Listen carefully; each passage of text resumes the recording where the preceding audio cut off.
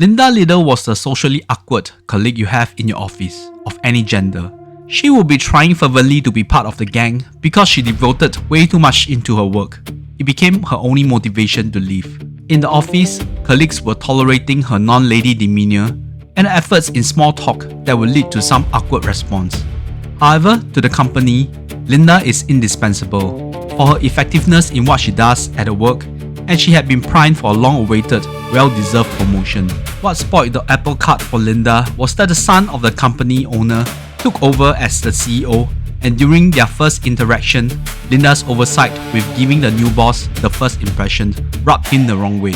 Regardless, the promotion was always going to be bestowed to the CEO's fraternity buddy, whose only ability was to suck up to him and achieve success in the corporate ladder by stepping on others like Little. Disillusioned with her piss-poor treatment by the company she had devoted her life to, she confronted Bradley, the CEO, and surprisingly was invited on a business trip to Bangkok on the company's private plane. The flight to Bangkok became an aggravation of making fun at Linda's expense in plain sight. By this point, Send Help from director Sam Raimi was positioned to be a cutthroat corporate drama which sees our protagonist fighting for what she deserved with odds stacked against her. A disastrous accident happened on that fateful flight, and Linda will find herself marooned on a deserted island with her CEO Bradley, of all people, being her only company. The butt of the joke made by the immature frat boys on the flight was about Linda's obsession with the reality show Survivor, which she has sent audition tapes to join. Linda's survival skills was godsend in this chain of unfortunate events for herself and Bradley on the island, and slowly she was getting used to the power she wielded with her abilities and control over Bradley, someone she fervently hated from the amount of verbal and psychological abuses as a superior at work. Through their trials and tribulations on the island, waiting for the rescue, one wondered what twists and turns would happen and whether the relationship would blossom like how Anne Hatch and Harrison Ford in 6 Days, 7 Nights, or Tom Hanks and Wilson in Castaway. Send Help started as an untitled horror thriller project for Raimi, originating from the year 2019. Written from the team of Mark Swift and Damien Shannon, the duo who wrote Freddy vs. Jason in 2003 and one of the many Friday the 13th reboots from director Marcus Nispel in 2009. It was not unusual for Sam Raimi to make movies with a script not written by himself these days, but whether can it sufficiently express his sensibilities and nuance for a horror movie? That is the biggest question. This survivor thriller felt like something fresh in the Sam Raimi's filmography, but we definitely see a lot of his fingerprints through the myriad of jump scares and manic rollercoaster rides for our characters. From the flight from hell to the hunt for the wild boar, there were moments to set the heart racing for the audience. The only supernatural horror-style jump scare from a classic Raimi, from the Evil Dead days, delivered in a key junction of the plot, yet the context was not what it seems. To conclude the categorization of this movie, Send Help is much less a horror film than Doctor Strange Into the Multiverse, but that did not take away the fun I had with this movie. Rachel McAdams, who worked with Raimi in that Doctor Strange sequel, was delightful in the role of Linda. It was easy to feel sympathy for her at the start when all the crap thrown at her by her superiors at work.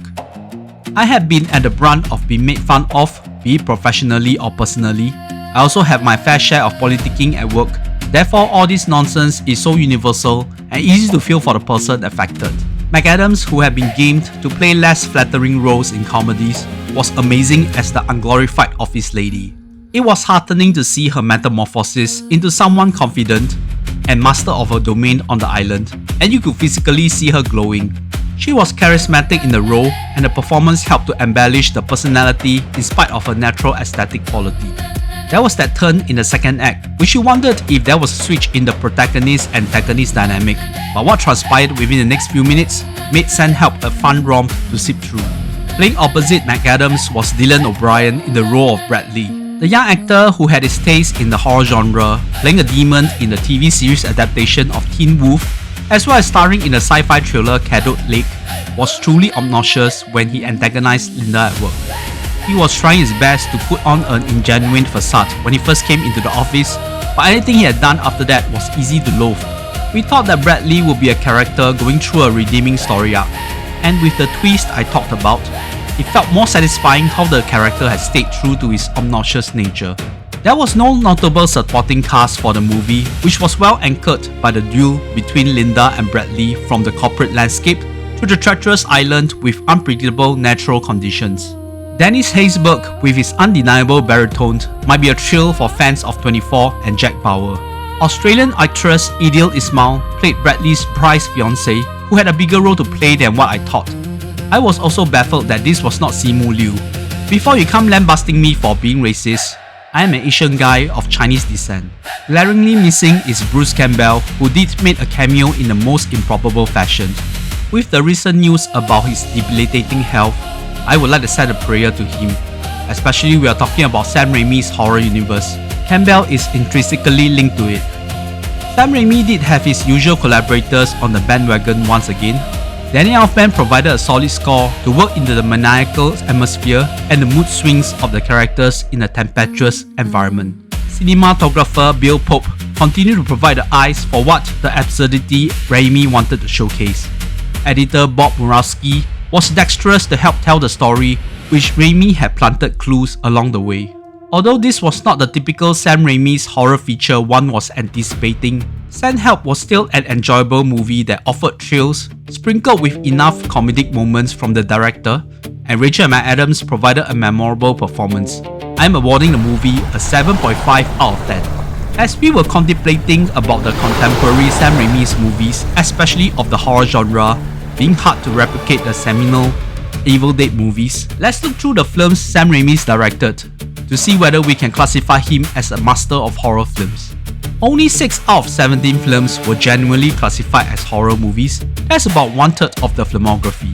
With the review of his latest movie, I would like to take the opportunity to highlight the works of a director who made a movie that would influence and shape many genre filmmakers for the next few decades. Through the TV shows and movies he produced, he also brought eyes to many horror filmmakers the likes of Fede Alvarez, Gil Kenan, Takashi Shimizu, David Slade, and Lee Cronin. The Michigan native did not complete his graduate studies before making The Evil Dead. The movie about a group of young people getting physically and mentally mangled by a malevolent supernatural threat in a cabin in the woods would give us the likes of The Book of the Dead, The Deadites, and Ash Williams. The movies used simple prosthetics and special effects from Tom Sullivan worked to freak audiences out by garnering the infamous honor of being one of the splatter movies of that time, which made it hard to be expanded to wider audiences. The movie eventually became a cult film and a financial success overseas, with the suggestive tree attack scene on Cheryl being one of the most memorable in the movie. The success of Evil Dead made film producers set up to notice Raimi, and Italian producer Dino De Laurentiis wanted Raimi to adapt one of Stephen King's short stories. After telling the author his desire to make a sequel for Evil Dead, which garnered Stephen King's seal of approval, he pushed De Laurentiis to fund Raimi and his crew to make Evil Dead 2. To many, including myself, it felt like a glossier remake of The Evil Dead 6 years later. The parallels for the first half of the movie was apparent, but it gets more into the deciphering of the Book of Evil and the Deadly Chant. With upgraded makeup effects from the likes of future industry giants like Greg Nicotero and Robert Kurtzman, the scare factor greatly elevated, with Raimi working in a few notable jump scares. The slapstick nature of the comedy was by choice of Raimi and co-writer Scott Spiegel, while Ash was slowly molding into a larger-than-life character that would be synonymous with the franchise. The scene with him battling with his own dismembered hand and replacing it with the chainsaw was the cherry on top for another cult classic. Ash warping into medieval time was always going to be the plot to the sequel, but I had to adjourn it to the second sequel. Prior to giving us Army of Darkness, Raimi would make Darkman after he was rejected by Universal for a modern take of The Shadow, which would eventually be made with Alec Baldwin as the pop comic book hero. I loved the studio movies based upon pop comic or the likes from the late 1980s to the early 1990s, with Tim Burton's Batman and Batman Returns being the most notable. We also have the likes of The Crow, Rocketeer, The Phantom, and the above-mentioned The Shadow. Darkman was written by Raimi, his brother Ivan, the Golding brothers, and an ex-Navy SEAL turned screenwriter, Chuck Pfefner. It felt like an ode to these comics book heroes with a darker essence, and Raimi admitted the influence from the Phantom of the Opera was prevalent. I had not watched Darkman in a while, but I can see a pre-Schindler's List Liam Neeson was already the brooding anti-hero and the design of the disfigured hero without his bandages felt very contemporary, with Robert Eggers taking reference with the design of Count Orlok in Nosferatu. Larry Drake in the role of a mob boss was such a memorable face you will never forget. It was also the start of a blossoming love story between Raimi and cinematographer Bill Pope and score composer Danny Elfman, which made the best pop superhero music. Darkman generated financial success for Raimi and allowed him to finally make Army of Darkness in 1992. Army of Darkness was a sword and sandal feature, to be honest, allowing Sam Raimi to fulfill his fantasy dream in a medieval time, with Ash leading the paltry human army against the adversity of the Deadites' army.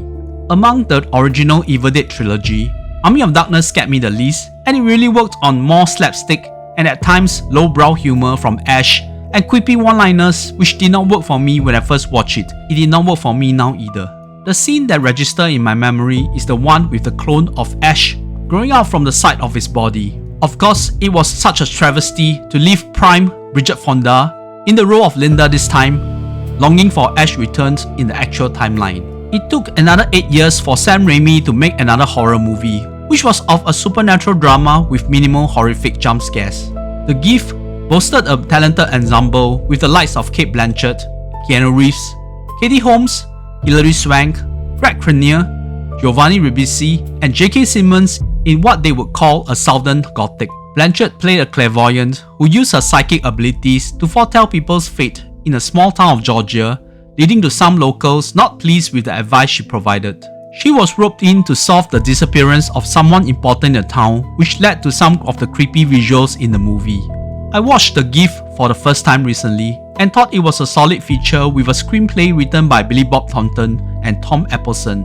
After The Gift, Sam Raimi went into bigger things, namely the Spider-Man movies, before making what many considered his magnus opus since Evil Dead. Drag Me to Hell was a straight horror with very little tongue-in-cheek humor, as Sam and Ivan Raimi gave us the reason never to meddle with the business of a scary old lady, or you will be bracing for the worst fate ever. Alicia Lomond was fabulous in the role as the tormented protagonist, and the ordeals she had to endure, from the car assault to digging up a grave to having to sacrifice her beloved cat, was hard to measure against in the history of horror films. The recently departed Lorna Raver as Ganush was scary through the bitterness in her eyes and the unyielding will to drag Christine to hell. Drag Me to Hell, in terms of the artistry and storytelling and how easy it triggered the fear factor in the audiences, might be up there as Sam Raimi's best horror movie. His next horror movie might come in an unlikely source with Doctor Strange in the Multiverse of Madness. I had watched Multiverse of Madness in the cinema back then and was surprised the number of times I jumped out of my seat for an MCU movie. Likewise, a recent rewatch showed that how terrifying Raimi, with a solid screenplay reworked by Michael Walden, was able to make the Scarlet Witch.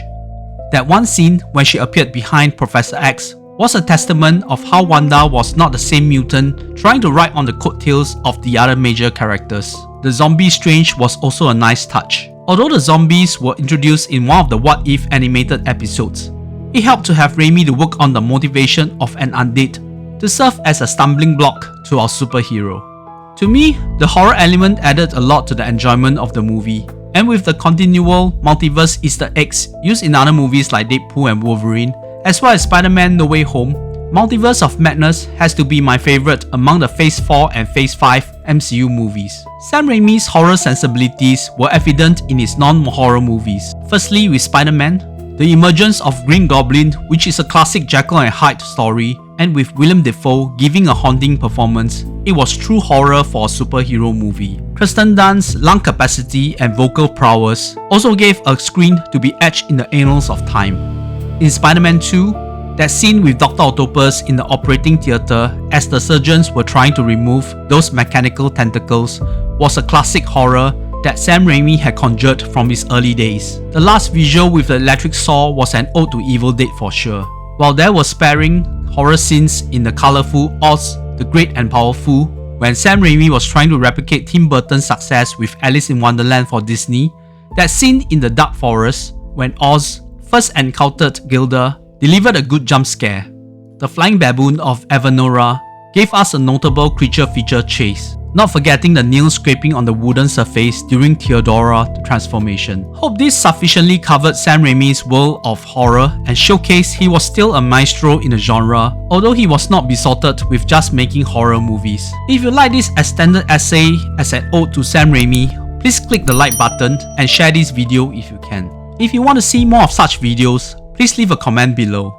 It would take a while for the likes of directors Viggy Gilson, Mark Classfield, and Kerwin Cole to reach the status of Raimi, but with Pretty Little, Do Not Enter, and Strange Frequencies Taiwan Killer Hospital, they were on the right path. Is the TV program Survivor still relevant these days? Are there people still obsessed about joining the show? Imagine if Linda was obsessed with Naked and Afraid instead.